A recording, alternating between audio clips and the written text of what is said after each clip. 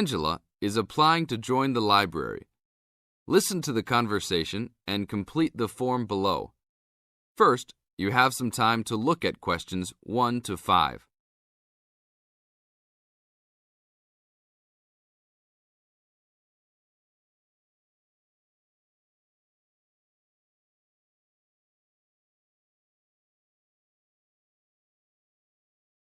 Now we shall begin.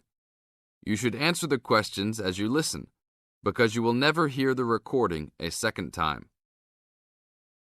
Hello, how can I join the library? Well, you need to make an application. Would you like to do it now? Yes, if I can. One moment and I'll get the form. Now, I just need to ask you a few questions before you sign at the bottom. Okay. Your full name, please. Angela Mary Price. Price? Yes, that's right. Okay. And your address? Apartment 3, 86 Bridge Street, Pimlico. Bridge Street. That's just near here, isn't it? Yes, not very far. Good. So the postcode must be 2065, right? Yes, that's right. Now, your telephone number. I need both home and work if you have them. My home number is 8763-5142, and work is 8456-1307. Do you need anything else, like ID or something? Yes, your driver's license will do, if you have one. Right. It's easy to remember. I know it by heart. 4040AC. I'm afraid I'll also need to see it. Okay, here it is. Thanks. And your date of birth, please? 24 March 1981. Okay, thanks. That's the most important part completed. But if you don't mind, I'd also like to ask you a few questions for a survey we're conducting. Yes, that's okay. Now you have some time to read questions 6 to 10.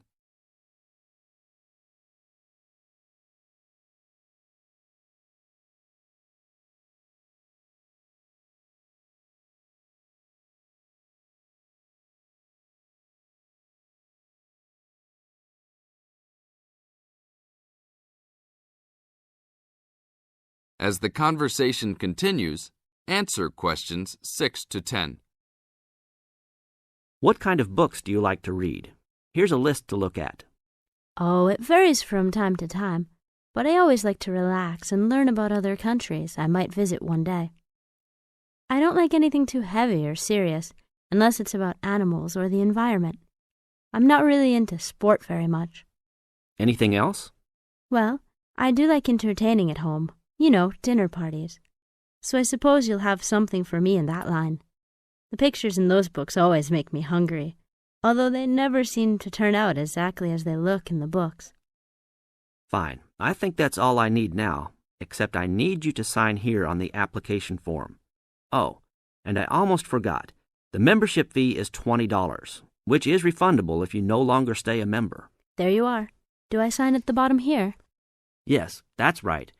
You can borrow books now if you wish, although your membership card won't be ready until next week. So if you want to borrow today, you can pick up your card when you return your first books. That's if you want to take some now. I think I will, but I'll have a look around first. Okay, take your time. That is the end of part 1. You now have half a minute to check your answers.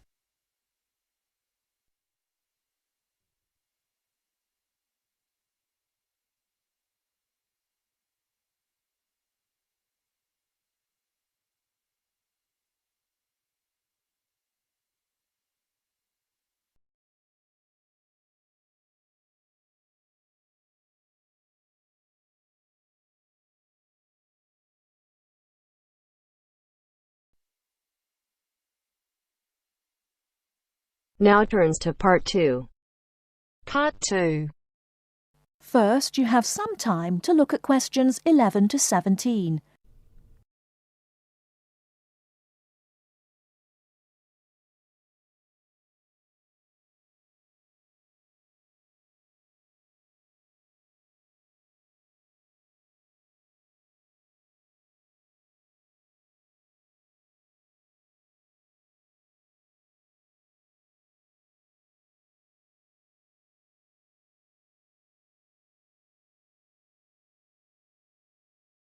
Now, listen carefully and answer questions 11 to 17.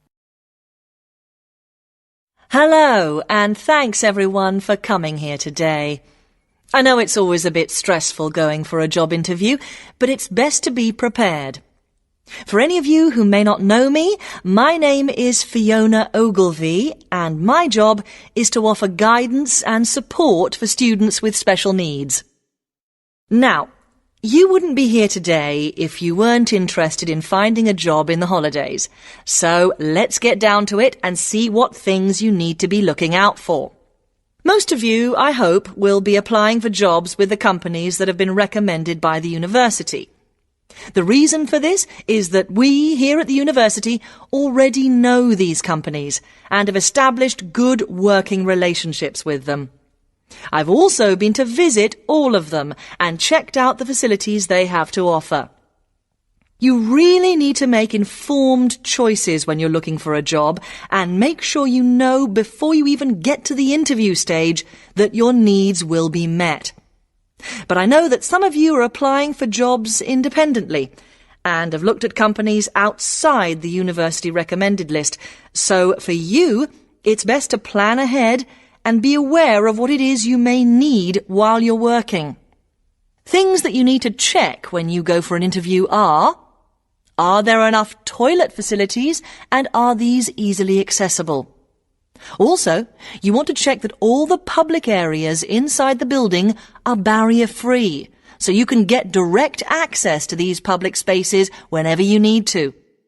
And ask about ramps into the building, so you know how many there are and where they are located. These kinds of things are so much more difficult to sort out when you've started work, as they take time. But ramps are an absolute must, so please make sure you know where they are. Another thing you must make sure of is that the lifts have the correct lowered control panels. Ask if all the lifts have this facility or if it's only certain ones. Now, something I think that is often overlooked is working hours. What you want to make sure of is that you get flexi time. This basically means that your working hours are flexible and you can clock on and clock off in times that suit you. Within reason, of course. Most companies do recognise that it takes much longer for someone in a wheelchair to get on and off buses and trains. Public transport can take that much longer, so you need to be organised and prepared. And for those of you lucky enough to own a car, check how many disability parking spaces are available. Remember that it's your right to have a disabled parking space. These also need to be near enough to a wheelchair-accessible entrance or ramp. OK, are there any questions before we move on?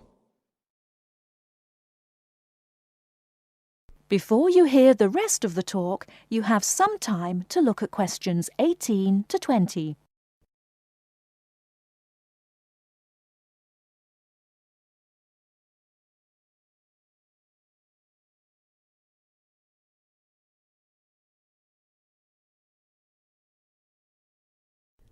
Now listen and answer questions 18 to 20.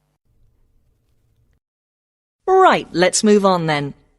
Now I want to talk you through the series of visits to companies which we've got planned for next week. On Monday morning, we will be visiting the Lowland Hotel. They have various summer jobs available, working as a receptionist or conference organiser in their busy conference centre, organising and setting up conferences. You need to be prepared for working in an office environment and spending quite a bit of time talking on the telephone.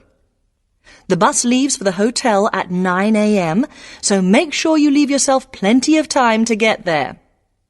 When you arrive at the hotel, please gather in the reception area and wait for someone to take you to your first session, which will be a talk.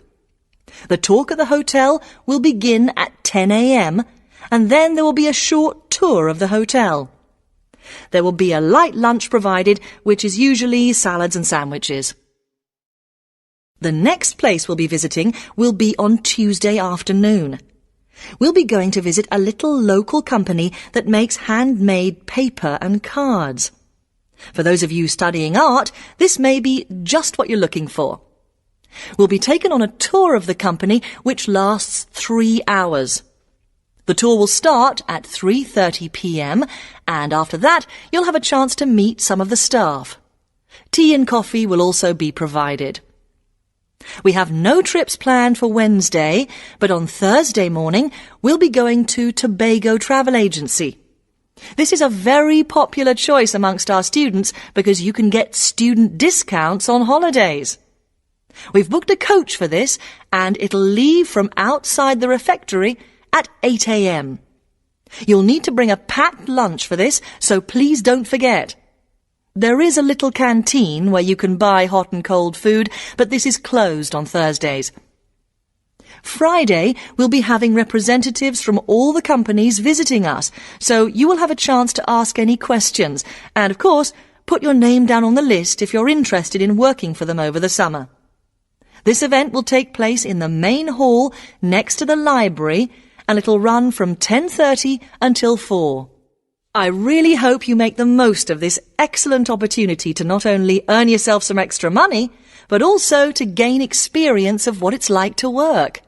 And if you'd like to find out more, then please ask some of the students who worked last year.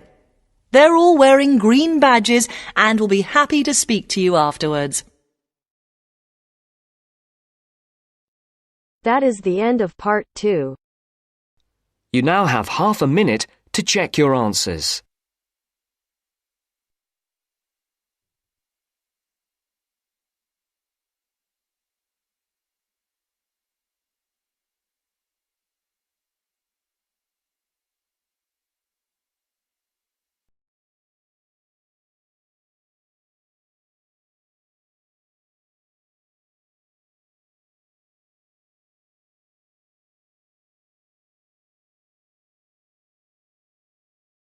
Now turns to part 3.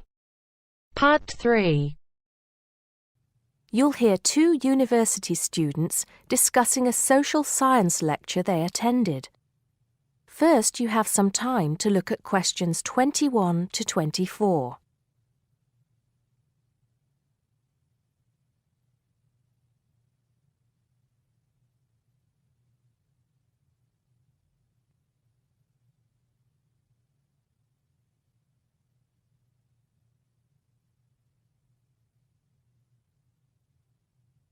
Now listen carefully and answer questions 21 to 24. Did you go to the first social science lecture yesterday? Yeah. Didn't you see me there? No. I was trying so hard to understand the lecturer. What didn't you understand? A lot of it, really.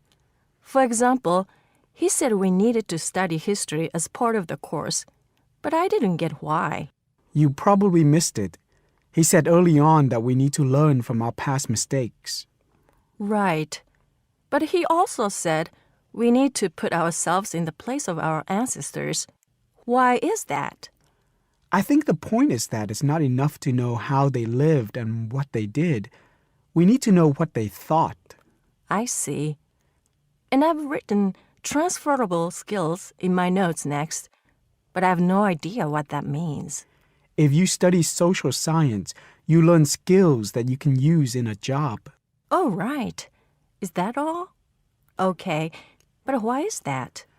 The point he made was that in studying social science, you use a flexible and adaptable approach to learning. Before you hear the rest of the conversation, you have some time to look at questions 25 to 30.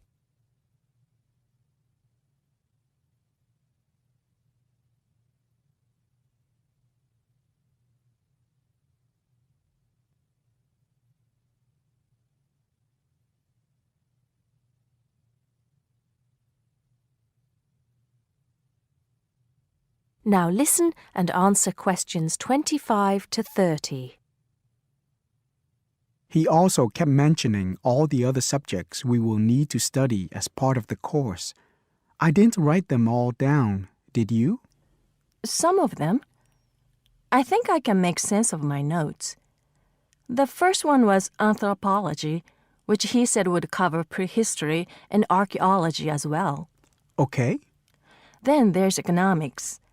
I wrote down that this was not meant to mean that we will spend all our time looking at economic theory, but more that we need to see how humans behave. That's good.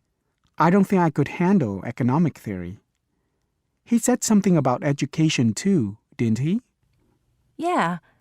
He said we'll be looking at how cultural information is handed down from one generation to the next through teaching children. He said we'd be focusing on geography too, but I can't really remember which aspects. Can you?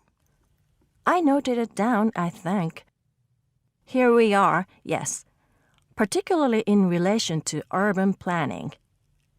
It's law that I got confused about. I didn't understand why he linked that to economics. I think he meant that laws affect the way wealth is distributed. That makes sense. Now, what are the science wars? Okay, I did get that. The science wars are about how social science collects information. In sociology and social work, and in social science generally, they can only study patterns of behavior and observe. If you compare that to the way scientists work in physics or chemistry, it's very different because they use specific experiments that can be tested and which give concrete answers.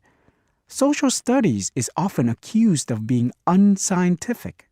That's all. Okay.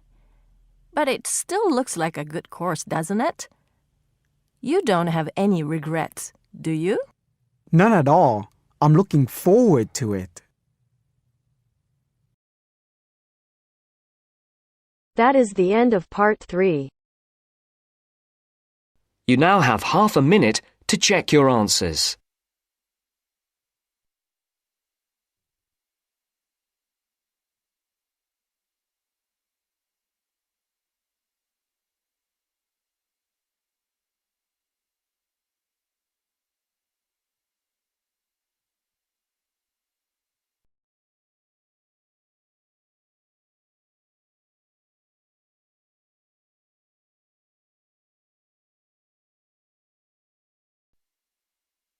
Now turns to part 4.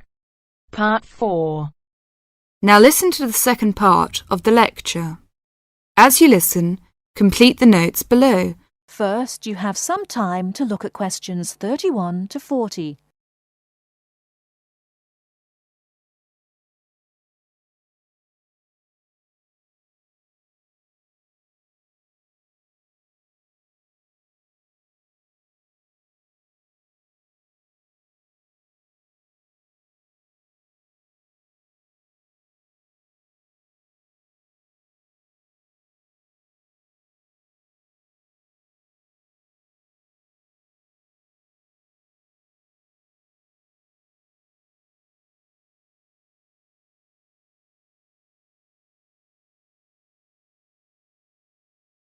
Now listen carefully and answer questions 31 to 40.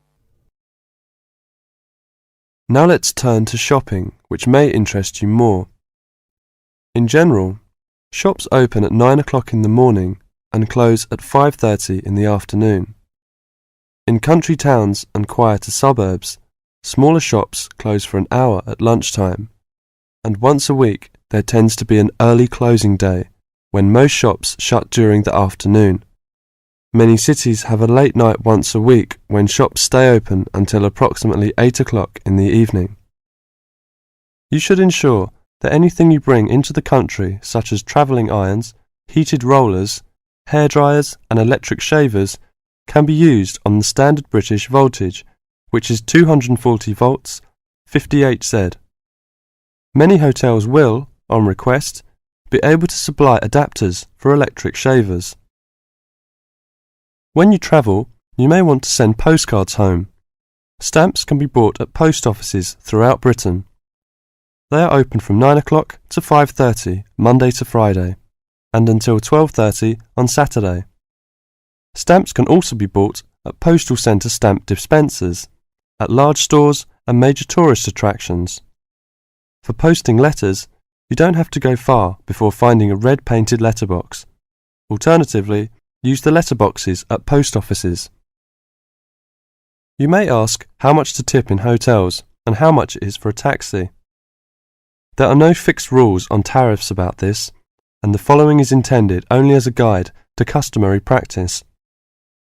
Most hotel bills include a service charge, usually 10 to 12%, but in some larger hotels 15%.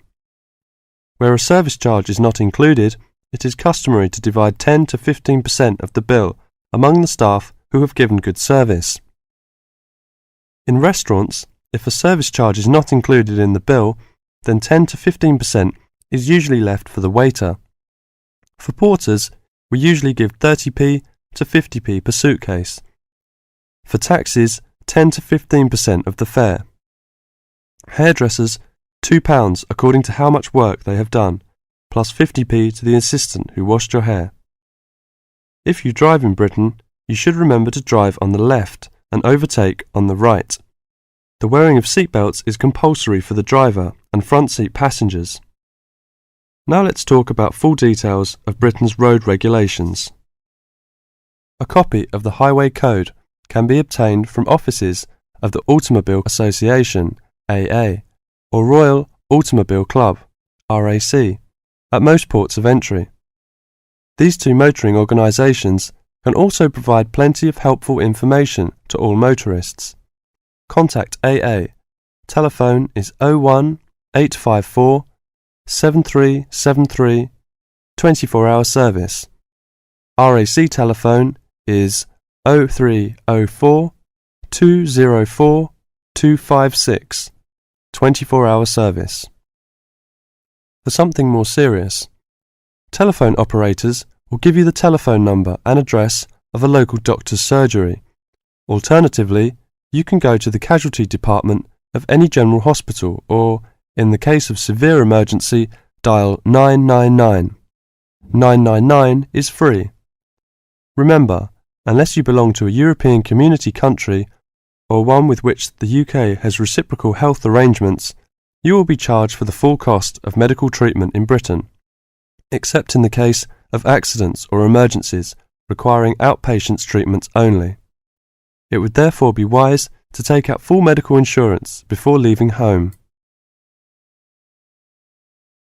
That is the end of part 4. You now have half a minute to check your answers.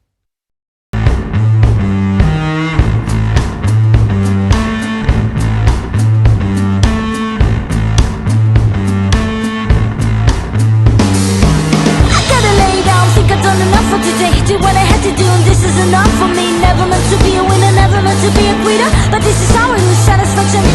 Chip thrills, chip tricks. Woo! It seems like the way to live.